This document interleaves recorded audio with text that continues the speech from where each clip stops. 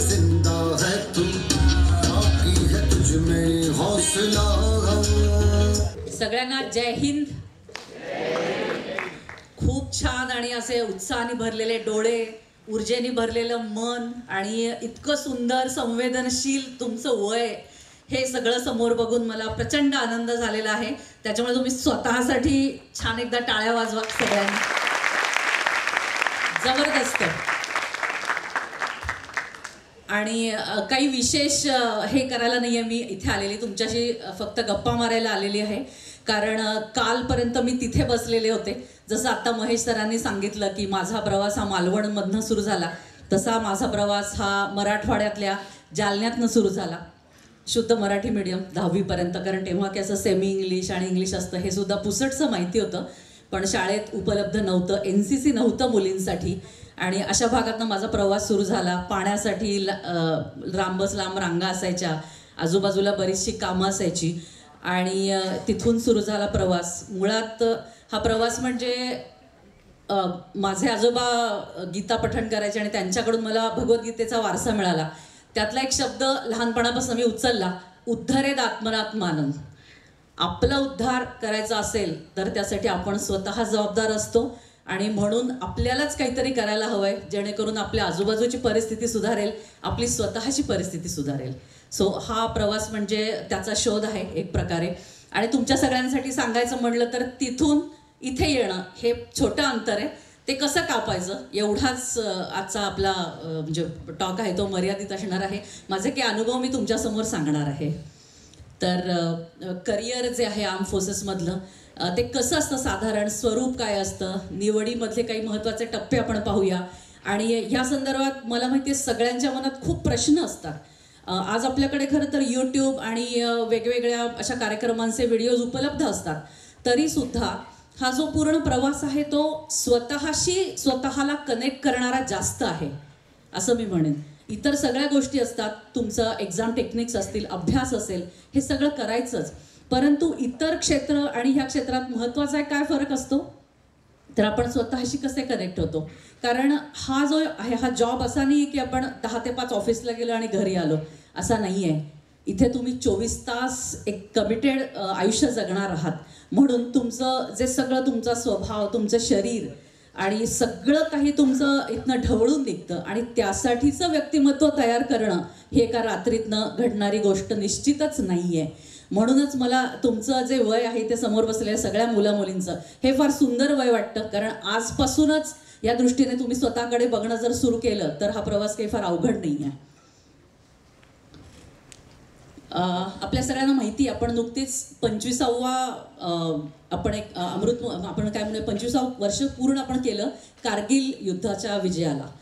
तर हे जे कारगिल युद्ध आहे फार महत्त्वाचं होतं, कारण तेव्हा आज आपल्याला जसं सगळं उपलब्ध आहे तसं आमच्या वेळी नव्हतं। आम्ही शाळेत होतो आणि अनेक पेपरांमधनं आणि बातम्यांमधनं युद्धाच्या बातम्या यायच्या।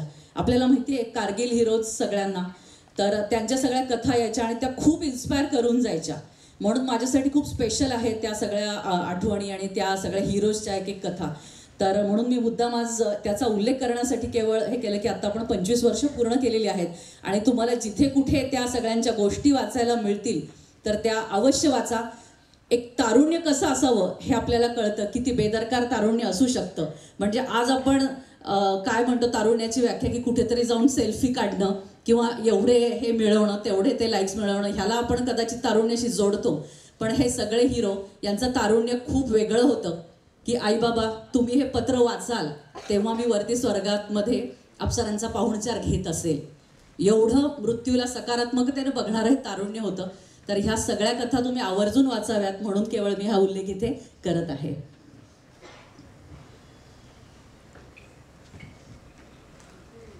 आपल्याला माहिती आहे की इंडियन आर्म फोर्सेस जर आपण ढोबळमानाने बघायचं ठरवलं तर आर्मी, नेव्ही, एअरफोर्स या 3 ब्रांचेस आपल्याला माहिती आहेत की एक म्हणजे आपण जमिनीवरती म्हणजे ज्याला म्हणतो भूभागाचं संरक्षण करणारी एक शाखा असते, नेव्ही असते जी समुद्रमार्गाने जलमार्गाने आपल्या सीमांचं रक्षण करते, आणि तिसरी म्हणजे वायुमार्गाने असते। ह्या 3ही संस्था जरी दिसायला वेगवेगळ्या असल्या तरी कुठलंही युद्ध जेव्हा होतं त्यांच्यामध्ये कोऑर्डिनेशन असतं आणि ज्यांची गरज असते तर त्या स्वरूपामध्ये त्या संस्था पुढे येऊन आपल्या देशाचं संरक्षण करत असतात.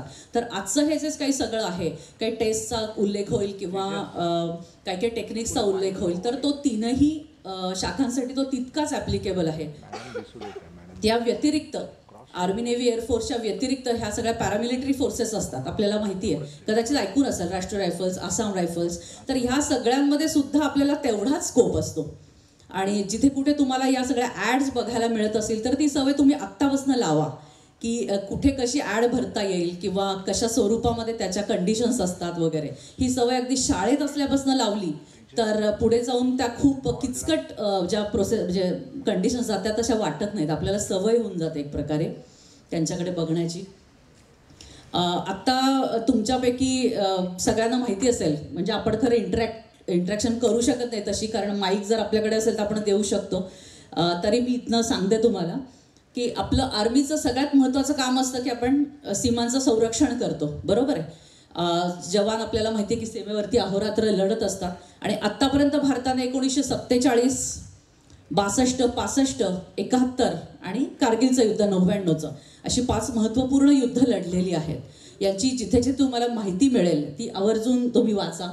त्यानंतर मी ज्याच्यामध्ये प्रत्यक्ष इन्व्हॉल्व होते ते म्हणजे काउंटर इन्सर्जन्सी ऑपरेशन्स. आपल्याला माहिती आहे की राष्ट्राच्या सीमा जेवढ्या महत्त्वाच्या असतात, त्यांचं शत्रूपासून संरक्षण करणं जितकं महत्त्वाचं असतं, तेवढी आतली सुरक्षासुद्धा महत्त्वाची असते. कारण आपल्या शरीराला जसं आपण अँटीबायोटिक्स देतो आणि आतून ते सुदृढ करतो, तशा प्रकारे आपल्याला माहिती आहे काही प्रांत जसं पूर्वांचल असेल, काश्मीर असेल, हे दहशतवादाच्या विळख्यात असतं. आजही थोड्या म्हणजे तो पूर्वी इतकं नव्हे, पण आजही ह्या सगळ्या गोष्टी तिथे आहेत. आणि मी खूप नशिबान समजते स्वतःला. माझी पहिलीच पोस्टिंग मला 3 वर्षांसाठी काश्मीरमधल्या बारामुल्लामध्ये मिळाली, इथून काही वर्ष आधी, जेव्हा इन्सर्जन्सी खूप पीकवरती होती आणि आपल्याकडे जसे गाड्यांचे टायर फुटायचा आवाज येतात दणादण, तसे आमच्याकडे अटॅक्स व्हायचे किंवा गोळीबार चालायचा सतत सुरू असायचा. तर अशा ठिकाणी मला 3 वर्ष काम करण्याची संधी मिळाली आणि तेव्हा मला खूप जवळून बघायला मिळालं की काउंटर इन्सर्जन्सी ऑपरेशन म्हणजे काय असतं.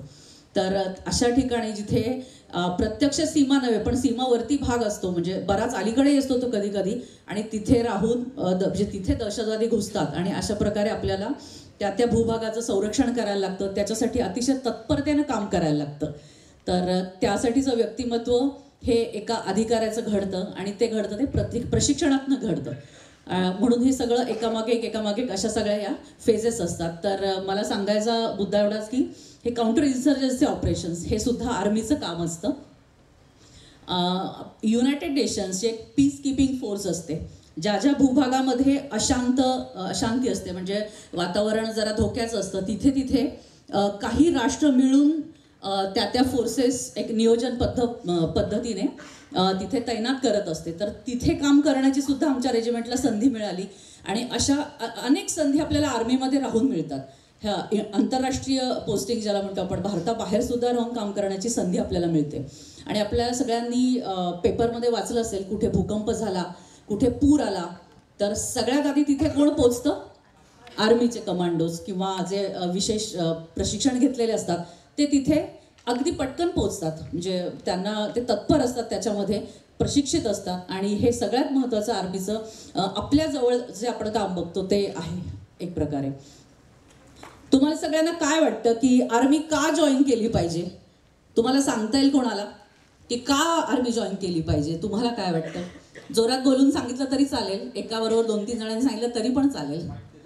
हो, हात वर करा म्हणजे तुम्हाला माहिती आहे. काहीही सांगा, तुमच्या मनात असेल ते सांगा, म्हणजे जरा बघू देत की तो विषय किती खालपर्यंत पोहोचतोय किंवा सगळ्यांच्या डोक्यावरनं त्यांनी जात आहे. मला नीट बोलता येतंय का तुमच्या समोर? का आर्मी जॉईन करावीशी वाटेल तुम्हाला? माईक द्या ना. आणि इथे मुलींची संख्या खूप जास्त प्रमाणात आहे, म्हणजे मला खूप छान वाटतंय हे बघून. ऑडियन्स लाईट आहे ना जरा. बोला. हा, व्हेरी गुड. तू मॅडम वरती ठेव. राष्ट्रसेवा करण्यासाठी. अगदी खरं आहे, व्हेरी गुड. राष्ट्रसेवा करण्यासाठी. फक्त मला प्रश्न असा पडतो की मग आता महेश सर इथे जे बोलून गेले किंवा आता सक्षमसाठी सुगम सर काम करतायत, याच्या पुढचे वक्ते आहेत, ते पण राष्ट्रसेवा करतातच ना त्यांच्या कार्याच्या माध्यमातून, हो की नाही? म्हणजे हेही उत्तर बरोबर आहे, पण आपापल्या माध्यमातून आपण सगळेच राष्ट्रसेवा करत असतो. पण तरीही देखील एक छोटासा फरक असतो. जेव्हा आपण वर्दी घालून ती करतो, प्रत्यक्ष शत्रूशी 2 हात करतो, तो जो एक जज्बा असतो तो प्रत्येकाला हवा असं वाटतं, हो की नाही? म्हणजे सगळ्यांचाच आपण आदर केला पाहिजे, पण तरी सुद्धा एक वर्दीचं एक आपल्याला आकर्षण असतंच. अगदी बरोबर आहे. सगळ्यात महत्त्वाचा आहे तो सन्मान, ऑनर. आणि हा ऑनर आपल्याला जो असतो राष्ट्रासाठी पण असतो, स्वतःसाठी सुद्धा असतो, आपल्या समाजासाठी सुद्धा असतो. म्हणजे अतिशय सन्मानपूर्ण अशा या सेवा आहेत. दुसरं महत्त्वाचं कारण म्हणजे जॉब सेक्युरिटी. म्हणजे मी थोडंसं तुम्हाला काही प्रॅक्टिकल मुद्दे सुद्धा इथे सांगणार आहे की केवळ मला म्हणजे तुम्ही जर आर्मीच्या कुठल्याही एक्झामला गेलात आणि तुम्हाला का आर्मी जॉईन करायची आहे आणि तुम्ही म्हणालात की माझं देशावर खूप प्रेम आहे म्हणून मला वर्दी पाहिजे आणि म्हणून मला तुम्ही सिलेक्ट करा, असं जर उत्तर दिलं तर तेवढं पुरेसं होईल असं वाटतं का? नाही. त्याच्यासाठी तुम्ही या इंटरव्ह्यूला येताना बरोबर काय आणलंय हे तुम्हाला तिथे सिद्ध करावं लागणार आहे ना. म्हणून थोडंसं याच्यावरती जायचं. म्हणजे राष्ट्रसेवा ही खरी गरज आहेच आहे, पण ह्यातनं जॉब सिक्युरिटी मिळते. म्हणून मी तुम्हाला थोडंसं अजून प्रॅक्टिकल होण्याच्या दिशेने मदत करते की या सर्व्हिसेसमधनं आपल्याला काय काय मिळतं. जॉब सिक्युरिटी मिळते. 20 वर्षांचा बॉन्ड असतो, 14 वर्षांचा बॉन्ड, 10 वर्षांचा बॉन्ड असतो. आता जर प्रायव्हेट कंपन्या म्हणतात उद्यापासून आम्हाला तुमची गरज नाही आहे, तुम्ही नाही आलं तरी चालेल. आज अशी वेळ आहे बाहेर प्रायव्हेटमध्ये. तसं आर्मी नेव्ही एअरफोर्सचं नाही आहे. ही जन्मासाठीची कमिटमेंट आहे. आपण म्हणतो वन्स अन ऑफिसर ऑलवेज अन ऑफिसर. तो कायमच एक ऑफिसर म्हणून मरेपर्यंत राहतो. ही एवढी मोठी कमिटमेंट आहे. अजून काय काय मिळतं आर्मीमध्ये सांगू शकाल कोणी पटापट?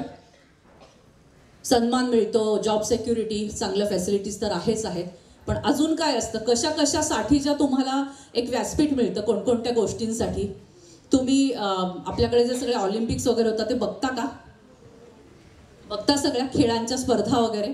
त्यातनं काही जाणवतं आर्मीशी कनेक्शन तुम्हाला? जाणवतं ना? आपण बघूया पुढे. लाईट्स बंद केले तरी चालतील. आपण बघूया पुढे.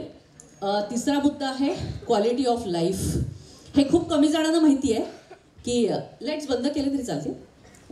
खूप कमी जणांना हे माहिती आपल्याला की आर्मी म्हणजे केवळ आपण तैनात असतो बॉर्डरवरती आणि कायम आव्हानात्मक आयुष्य जगत असतो, 24 तास तिथे असतो असं नाही आहे.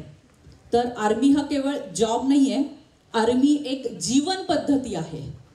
सकाळी उठल्यापासून ते रात्री झोपेपर्यंत अतिशय शिस्तीमध्ये चालणारी एक संपूर्ण जीवन पद्धती आहे, जिथे तुमच्या मानसिकतेचा विचार होतो, जिथे तुमच्या प्रकृतीचा विचार होतो, व्यायामाचा विचार होतो, खाण्यापिण्याचा विचार होतो. आणि असे अनेक क्षण ह्या पूर्ण प्रवासामध्ये येतात. तुम्ही बघता आता रंग खेळतो तर अशा काही दिवाळी मी सीमेवरती होते जिथे आम्ही तिथे दिवे लावत होतो सीमावर्ती भागातनं, जिथून पाकिस्तानच्या पोस्ट आम्हाला दिसत होत्या. किंवा आम्ही ढोल ताशामध्ये गणपती तिथे बसवला होता. आम्ही दुर्गा उत्सव करत असू, आम्ही खूप जल्लोषात होळी खेळत असू, असे अनेक क्षण आर्मी नेव्हीमध्ये सुद्धा साजरे केले जातात. इतक्या छान प्रकारचं हे बंधुत्व आहे. अशा प्रकारचं बंधुत्व खूप क्वचित पद्धतीने आपल्याला बाहेर बघायला मिळतं, ज्याचे एक घट्ट पद्धत. कारण महत्त्वाचं काय आहे, आपण जेव्हा चांगले क्षण एकमेकांबरोबर घालवतो तेव्हा आपण मित्र होतोच, पण जेव्हा आपण अतिशय धोक्याचे किंवा संकटकाळी आपण एकमेकांच्या बरोबर असतो ते आणखीन घट्ट मित्र होतात. बरोबर आहे सर? तसे सीमावर्ती भागात असो किंवा इतर ठिकाणी असो, आम्ही सगळे एकत्र असतो म्हणून जे सण साजरे करण्यामध्ये मजा येते ती काही औरच असते. तर अशा प्रकारे संपूर्ण जीवन पद्धती देण्याचं काम हे संरक्षण दल करत असतात. प्रोफेशनल ॲडव्हान्समेंट ज्याला आपण म्हणतो की तुम्ही आलात आणि आता तुम्ही पुढचे 10 वर्ष तेच काम करताय असं नाही आहे. ऑर्गनायझेशनल इंटरेस्टसाठी तुम्ही अनेक ठिकाणी फिरता, अनेक ठिकाणी तुमच्या बदल्या होतात, वेगवेगळ्या स्वरूपात तुम्हाला कामं करायला लागतात, ती शिकायला मिळतात.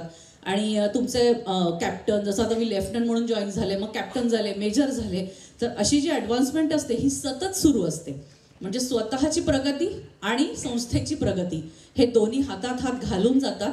त्यासाठी तुम्हाला तत्पर राहायला लागतं. अशा प्रकारचे अपडेशनसुद्धा म्हणजे अशा प्रकारचं ॲडव्हान्समेंटसुद्धा ह्या सगळ्या संस्था आपल्याला देतात. कोणाचा फोटो ह्या सांगू शकाल का? नीरज चोप्रा. असं पटकन ओळखायला नाही येत, त्याचा जो असा छान स्टायलिश भालाबिला फेकताना दाखवला असता तर पटकन ओळखायला आला असता, हो की नाही. नीरज चोप्रा ह्याने काही वर्षांपूर्वी आर्मी जॉईन केली आणि त्याचं जे ट्रेनिंग होतं त्याच्यासाठी आर्मीने अतिशय मोठी म्हणजे त्याची स्वतःची मेहनत आणि त्याला तर त्याच्या ध्येयासक्ती पुढे काही दुसरं नाही आहे, त्याला तर सलाम आहेच आहे. पण मी फक्त उल्लेख करू इच्छिते की त्याच्यासाठी लागणारं जे काही पाठबळ होतं, जे व्यासपीठ होतं, ते आर्मीसारख्या संस्थेने त्याला अनकंडिशनली दिलं आणि त्याचं त्यांनी सोनं केलं. असे अनेक खेळाडू आर्मीने घडवलेले आहेत आधीसुद्धा आणि आत्तासुद्धा. तर एखादा जेव्हा खेळाडू खेळण्याचं स्वप्न घेऊन जरी आर्मीमध्ये आला, आमच्यापैकी पण अनेक मुलींनी वेगवेगळ्या स्पोर्ट्समध्ये, ट्रेकिंग कॅम्पेन्समध्ये भाग घेतलेला आहे. सेलिंगच्या वेगवेगळ्या कॅम्पेन्स मुलींनी केलेल्या आहेत, नुकत्याच समुद्रामध्ये सेलिंग केलेलं आहे. तर अशा प्रकारचं जे ॲडव्हेंचर असतं हे सगळं आपल्याला करण्यासाठी फार मोठं व्यासपीठ ह्या सगळ्या संरक्षण दलांमध्ये मिळतं. त्यानंतर आरोग्यासारख्या आणि इतर सगळ्या फॅसिलिटीज असतील त्यासुद्धा या संस्थांशी निगडीत आहेत. मुळातच मी जसं मगाशी म्हणाले की शिस्त आणि बांधिलकी, सन्मान ह्या सगळ्यांमध्ये गुंफलेला असा हा युनिफॉर्म आहे, अशी ही वर्दी आहे. त्याच्यामुळे आतलं आणि बाहेरचं असं काही नाही आहे. ती वर्दी म्हणजे आपली स्किन होऊन जाते, इतकं आपण त्याच्याशी एकरूप होतो. तर अशा प्रकारच्या ह्या सगळ्या संधी आहेत. मी काही फोटोज तुम्हाला दाखवू इच्छिते. पॅरासेलिंग हे मला स्वतः करण्याची खूप छान संधी मिळाली. त्यानंतर मी समुद्रामध्ये मी वॉटर स्काईंगसाठी सुद्धा रेग्युलरली जात असू. आता तुमच्याशी संबंधित थेट मुद्दा की आपल्याला माहिती आहे एखादा किल्ला असतो मोठा किंवा एखादं मोठं घर असतं, तर तिथे शिरण्याचे खूप मार्ग असतात वेगवेगळे. तर तसंच काहीसं या एंट्रीजबद्दल सांगता येईल की NDAची एंट्री असते किंवा वेगवेगळे आता IMA आहे, OTA जिथनं माझं ट्रेनिंग झालं, ऑफिसर्स ट्रेनिंग अकॅडमी चेन्नई इथून झालं आहे. आणि आधी मी जेव्हा असं बोलायला उभी राहत असे तेव्हा मला असं वेगवेगळं सांगावं लागत असे की मुलांसाठी NDA आहे आणि मुलींसाठी OTAतनं. पण मला सांगायला अतिशय अभिमान वाटतो की मागच्या 2 वर्षांपूर्वीच मुलींसाठी सुद्धा National Defence Academy Khadakwasla Pune ही आता सुरू झालेली आहे आणि मुलीसुद्धा परमनंट कमिशनसाठी 12वी नंतर NDA मध्ये प्रवेश करू शकतात. ही अतिशय मोठी गोष्ट संरक्षण दलांनी साध्य केलेली आहे आणि त्या संधीचं सोनं मुली आत्ता करत आहेत. मला वाटतं पुढच्या वर्षी मुलींची पहिली बॅच NDA मधनं बाहेर पडेल. अतिशय खडतर असं ट्रेनिंग आहे, 3 वर्ष आणि 1 वर्ष म्हणजे 3ही दलांसाठी NDA आपल्याला ट्रेनिंग देतं आणि शेवटचं जे 1 वर्ष असतं ते त्या अकॅडमी तुम्हाला पाठवतं. आर्मीचे वेगळे, नेव्हीचे वेगळे आणि एअरफोर्सचे वेगळे. तर त्या 1 वर्षाच्या ट्रेनिंग नंतर आणखी एकदा तुम्ही पासआउट परेड होते आणि तुम्ही अधिकारी म्हणून सैन्यासाठी तयार होता. तर अशा वेगवेगळ्या एंट्रीज आहेत. इथे मी काही एंट्रीज ह्या एक रिप्रेझेंटेटिव्ह म्हणजे स्वरूपात घेतलेल्या आहेत, प्रातिनिधिक स्वरूपात. तुम्हाला आत्तापासून लावायची काय सवय आहे, म्हणजे काय सवय लावली पाहिजे, तर मी काही वेबसाईट्स इथे सांगणार आहे. त्या आवर्जून तुम्ही वहीमध्ये लिहून ठेवायच्या आणि मोबाईल आणि हे सगळं आता आपल्याला माहिती आहे, सगळं व्यवस्थित वापरता ना, चालू आहे ना सगळं काय काय करणं त्याच्यावरती. सो त्याच्या बरोबरीनं यासुद्धा वेबसाईट बघत चला हळूहळू आणि त्याच्यातनं तुम्हाला काय कळतं, जे नाही कळत ते अजून जाणून घेण्याचा प्रयत्न करा. तर अशा प्रकारच्या काही एंट्रीज मी इथे दाखवणार आहे तुम्हाला की तुमच्या वयाला ज्या साजेशा आहेत त्यातनं तुम्ही पुढे जायचं आहे. मला वाटतं शालेय हे सगळं तुम्ही आता शाळेच्या आतले दिसतात, 10वीच्या आतले किंवा 11वी-12वी पर्यंतचे. तर फारच योग्य वेळी तुम्ही हे सगळं बघत आहात. हे म्हणजे आमच्या अकॅडमीचे पहिले जे फोटोज आहेत प्रवेशद्वाराचे ते मी आधी इथे लावलेले होते. तर याच्यामध्ये परमनंट कमिशन आणि शॉर्ट सर्व्हिस कमिशन अशा प्रकारच्या 2 मुख्य ढोबळमानाने आपल्याला अशा एंट्रीज सांगता येतील. एक म्हणजे महत्त्वाचं म्हणजे NDAची एंट्री जी 12वी नंतर लगेच तुम्ही NDA मध्ये प्रवेश करता आणि दुसरी अजून एक तुमच्या लेवलची म्हणजे TES एंट्री, जे टेक्निकल एंट्री स्कीम म्हणतो आपण. त्यांनी 11वी-12वी नंतर कॉलेज ऑफ मिलिटरी इंजिनिअरिंग आहे फॉर एक्झाम्पल, म्हणजे तसे अनेक कॉलेजेस किंवा अकॅडमीज म्हणूया 12वी नंतर ज्या प्रशिक्षण करतात, म्हणजे खरं तर NDAच्या बरोबरीने ते आहेत. तिथे तुम्ही ग्रॅज्युएशन पण करता आणि आर्मीसाठी तयार पण होता, म्हणजे एकीकडे आर्मीचं प्रशिक्षण आणि एकीकडे तुमचं इंजिनिअरिंग, अशा प्रकारे दोन्हीही शिक्षण एकत्र घेऊन तुम्ही त्या डिपार्टमेंटमध्ये डायरेक्टली कमिशन होता. तर NDA बरोबरच अशा सगळ्या कॉलेजेसची माहिती तुम्ही काढायची, हा सगळा होमवर्क मी तुम्हाला सांगते. हे मी उदाहरण देते एक टेक्निकल एंट्री स्कीमचं, कारण I am from Corps of Engineers, so मी हे सगळं स्वतः पाहिलेलं आहे CME मधलं प्रशिक्षण. तर ह्याच्या पूर्व तयारी कशी करायची, ह्याच्या परीक्षा कशा असतात आणि केव्हा केव्हा या सगळ्यांना अप्लाय करायचं आहे, हे सगळे मुद्दे तुम्ही वहीमध्ये लिहून घेणार आहात. कारण अतिशय महत्त्वाचा पिरियड आहे तुमच्या पुढे आत्ता. खूप मोठ्या संधी इथे आहेत. आणि त्यानंतर non technical scheme, NCC special entry, आणि जी मी जॉईन झाले ती short service commission entry, officers training academy Chennai. म्हणजे माझं जे होतं ते ग्रॅज्युएशन नंतरचं होतं. म्हणजे 12वी नंतर जर NDA नाही झालं किंवा देता नाही आली काही कारणाने किंवा सिलेक्शन नाही झालं तर संपलं, असं होत नाही. ग्रॅज्युएशनच्या लेवलला, अपिअरिंग ग्रॅज्युएशन लास्ट इयरला किंवा पोस्ट ग्रॅज्युएशनच्या लेवलला सुद्धा तुम्हाला आर्मी, नेव्ही, एअरफोर्समध्ये प्रवेश घेता येतो. त्यानंतर जॅग सारख्या एंट्रीज असतात, जे वकील झालेले असतात किंवा होणार असतात, त्यांच्यासाठी एक वेगळं डिपार्टमेंट आहे जिथून थेट एंट्री होते अगदी लॉची. त्याच्या ॲड्स वेगळ्या निघतात. तर तुम्ही आत्तापासून ह्या वेगवेगळ्या जाहिराती ज्या येतात ना, एम्प्लॉयमेंट न्यूज असायची पूर्वी, तशा ह्या सगळ्या वेबसाईट्सवरती असतात, त्या सातत्याने बघायची सवय लावायची. खाली दिलेलं आहे joinIndianArmy.nic.in, हे लक्षात ठेवायचं. ही वेगळी वेबसाईट आहे जिथे अनेक एंट्रीजची माहिती सातत्याने त्या वॉलवरती दिलेली असते, ही बघत राहायची. हे थोडक्यात मी एक जस्ट स्लाईड तुम्हाला दाखवायची म्हणून तयार केली आहे की साधारण 2दा ही NDAची ॲड निघते आणि त्याच्यामध्ये वॅकन्सीज ह्या सगळ्या अनेक म्हणजे परिस्थितीनुसार बदलत राहतात. फक्त 10वी आणि वरती 2 वर्ष अशा प्रकारच्या शिक्षणानंतरही उपलब्ध आहे संधी. आता NDA असते ती 12वी नंतर असते, बरोबर. त्याच्यासाठी तुम्हाला 12वी अपिअरिंगला सगळ्या परीक्षा क्लिअर कराव्या लागतात. 12वीचं एकीकडे वर्ष आणि एकीकडे NDAचं सुद्धा सुरू असतं, हे तुम्ही लक्षात घ्या. पण उठलं आणि NDAची तुम्ही सरळ जाऊन परीक्षा दिली, सिलेक्शन होईल का?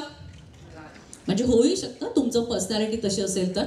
पण त्याची जर तुम्ही तयारी केली तर तुमचा महत्त्वाचा वेळ वाचू शकतो. आणि NDAच्या एंट्रन्सची तयारी कशी करायची तर 9वी 10वी पासून करायची. 9वी 10वी मध्ये असताना त्याची तयारी करायची.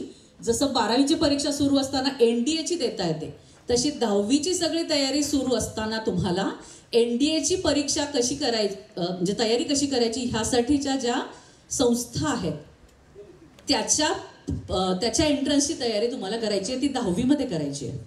ह्याचा फायदा काय होतो, 10वी अपिअरिंगमध्ये तुम्ही अशा संस्था जॉईन करू शकता. इथे मी 2 संस्था तुम्हाला सांगते. एक आहे SPI औरंगाबाद, म्हणजे संभाजीनगरची एक संस्था आहे. आणि त्यानंतर आता रिसेंटली एक सुरू झाली आहे नाशिकमध्ये. ही मुलींसाठी अतिशय चांगली संस्था आहे, जिथे 11वी 12वी तुमचं केलं जातं. म्हणजे तुम्ही तिथे 11वी 12वी रेसिडेन्शियल तिथे असता तुम्ही राहण्यासाठी, आणि तुमचं सायन्स ते बरोबरीने तुम्हाला 11वी 12वीचं शिक्षण दिलं जातं. आणि त्याचबरोबर 12वी नंतर किंवा 12वी अपिअरिंगला तुम्ही जी NDAची परीक्षा देणार आहात त्याची सगळी तयारी इथे करून घेतली जाते. पण ह्या अशा संस्थांना सुद्धा एंट्रन्स असते. हे एंट्रन्स तुम्ही 10वीला द्यायची आहे. आता जर 9वीला असाल 8वीला असाल तर NDAचं नंतर आधी इथली एंट्रन्स देऊन आपण 11वी 12वी इथे जाऊ शकतो. हे तुम्ही ही एक पायरी सगळ्यात आधी लिहून ठेवायची, म्हणजे स्टेप बाय स्टेप तुम्ही तिथे जाऊ शकता. आणि ह्या यांच्या सगळ्या वेबसाईट्स आहेत, ह्या तुम्ही लक्षात ठेवा किंवा काय लिहून घ्या. SPIaurangabad.com आणि गर्ल्स SPI नाशिक आणि औरंगाबाद.com अशा दोन्ही ठिकाणी ते आहे.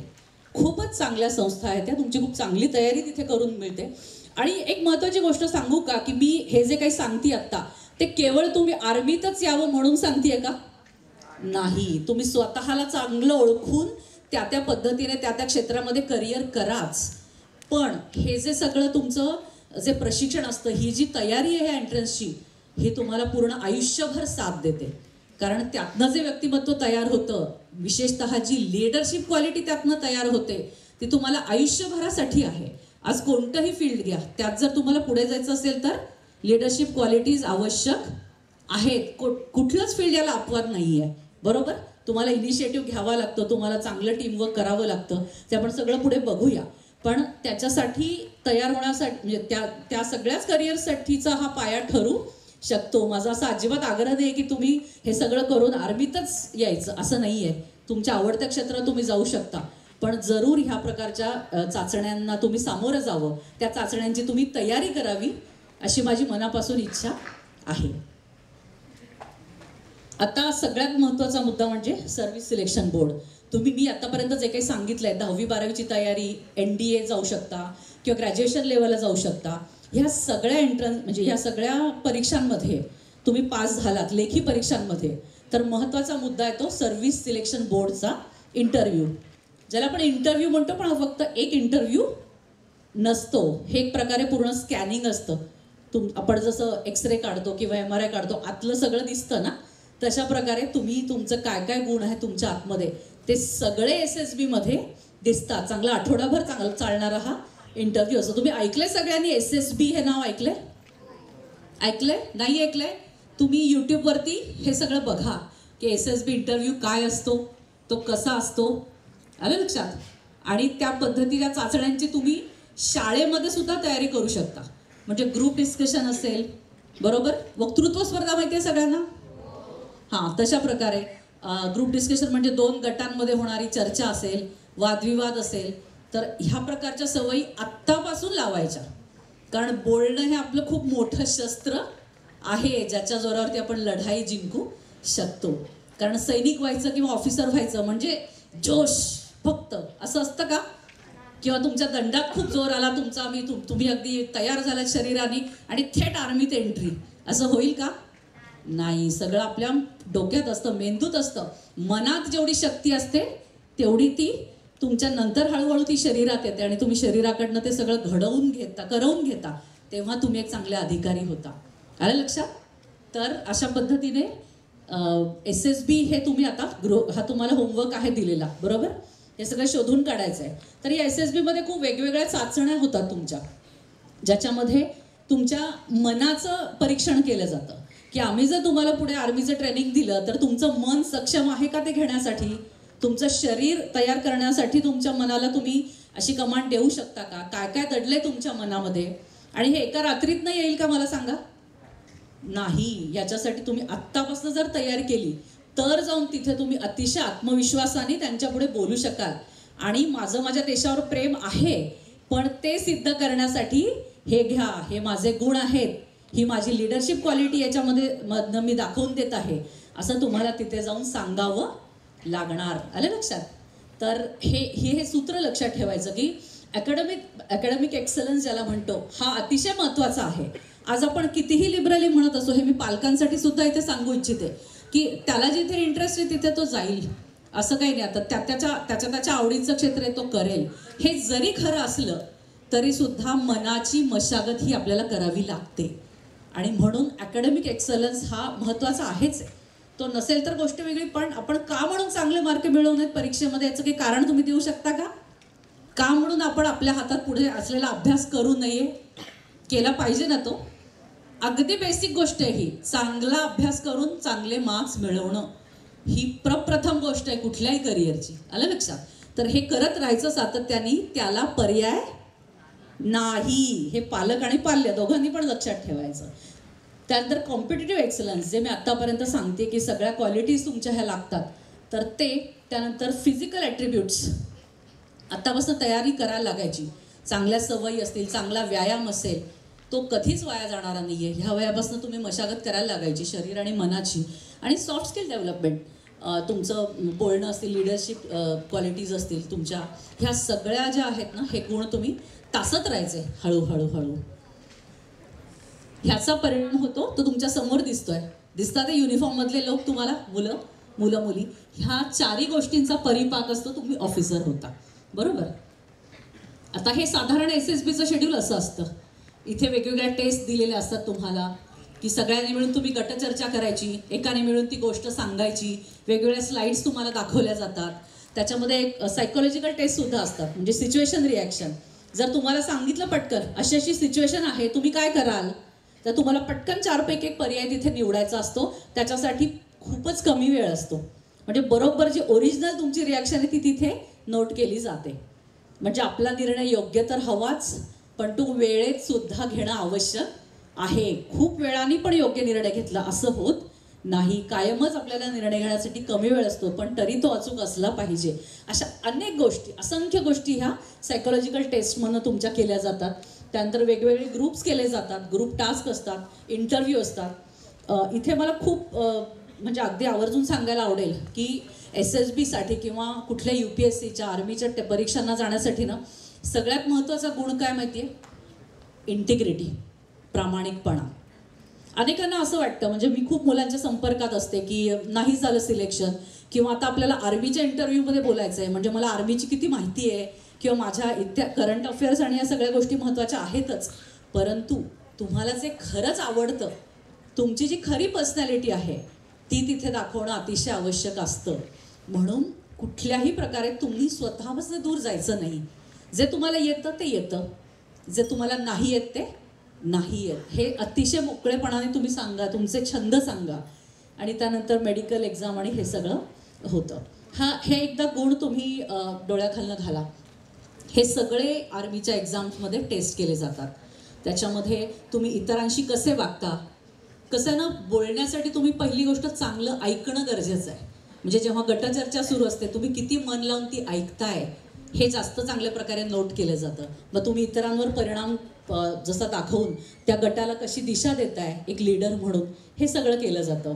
तुमच्यामध्ये किती स्टॅमिना आहे, किती धैर्य आहे, एखाद्या कठीण परिस्थितीवरती मात करण्यासाठी तुम्ही कसा तुमच्या गटाला तयार करता, ह्या सगळ्या गोष्टी प्रॅक्टिकली तिथे बघितल्या जातात. त्यालाच आपण इफेक्टिव्ह इंटेलिजन्स म्हणूया. नॉर्मल इंटेलिजन्स म्हणजे इंटेलिजन्स हा शब्द तुम्ही एक्झाममधनं देऊ शकता, लेखी परीक्षांमधनं देऊ शकता, पण जेव्हा इफेक्टिव्ह इंटेलिजन्स म्हणतात तेव्हा तो ॲप्लाय कसा करता तुम्ही, तुमची जी बुद्धी आहे ती प्रत्यक्ष तिथे जमिनीवर कशी अप्लाय करता, हे सगळं आर्मीच्या आणि या सगळ्या संरक्षण दलांच्या परीक्षांमध्ये बघितलं जातं. म्हणून सगळ्यात मोठा महामंत्र हा आहे कॅरेक्टर बिल्डिंग.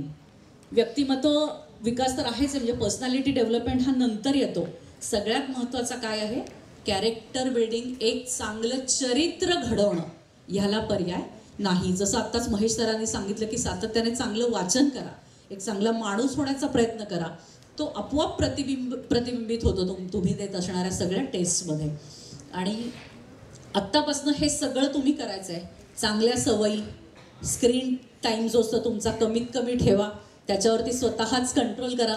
त्यानंतर फिजिकल फिटनेस असेल, जनरल अवेअरनेस, एटिकेट्स, आपण उठतो कसे, बसतो कसे, ह्याच्यावरती आपल्याला काही पॉलिशिंग करता येतं का, आपलं सोशल बिहेवियर कसं आहे, आपण निघालं पाहिजे, मैदानावर खेळलं पाहिजे, मित्रमैत्रिणींच्या गटामध्ये आपण सहजपणे वावरलं पाहिजे. आलं लक्षात? आपले विचार चांगल्या पद्धतीने व्यक्त करायला शिकलं पाहिजे. इंग्लिश, मराठी, हिंदी सगळ्या भाषांवरती अधिकाधिक आपलं कसं प्रभुत्व येईल ह्याच्या दृष्टीने आपण प्रयत्न केला पाहिजे, वाचन वाढवलं पाहिजे. हे सगळं तुम्ही करू शकता का आत्ता? काहीच हो नाही येत आहे. परत गुड मॉर्निंग करायचं आहे का मी आणि सुगम सरांनी? हे सगळं करू शकता आत्ता, आजपासून? व्यायाम करू शकता, जंक फूड कमी करू शकता. ह्या तर हो मध्ये अजिबातच जोर नाही आहे, काहीच जोर नाही आहे जंक फूड जिथे आहे तिथे. खरंच कमी करू शकता जंक फूड? त्याचा तुमच्या मानसिक स्वास्थ्याशी पण खूप मोठा संबंध आहे. स्क्रीन टाईम कमी करू शकता. जरी ओंकार सर इथे आले तरी पण आम्ही मुद्दा इथे सांगते की स्क्रीन टाईम कमी करू शकता, हो की नाही? पुढचे करिअर्स आपल्याला बघायचे आहेत, पण आत्ताला मात्र त्यात ते लिमिटेडच पाहिजेत. आलं लक्षात? पर्सनल ग्रूमिंग, जे तुम्ही ना आत्ता हे लक्षात ठेवा, आपण स्वतः म्हणजे एक टिश्यू पेपर आहोत. काय आहोत? टिश्यू पेपर म्हणजे कसा की तो पाण्याच्या तिथे नेलं की तो टिपून घेतो, तसं आजूबाजूला कुठेही काहीही चांगलं दिसलं की ॲब्झॉर्ब करायचं. आलं लक्षात? तर चांगली एक पर्सनॅलिटी त्यांनी घडेल. स्वतःला तासत राहा की तुमचं दैनंदिन काय आहे, तुम्ही काय बदलू शकता.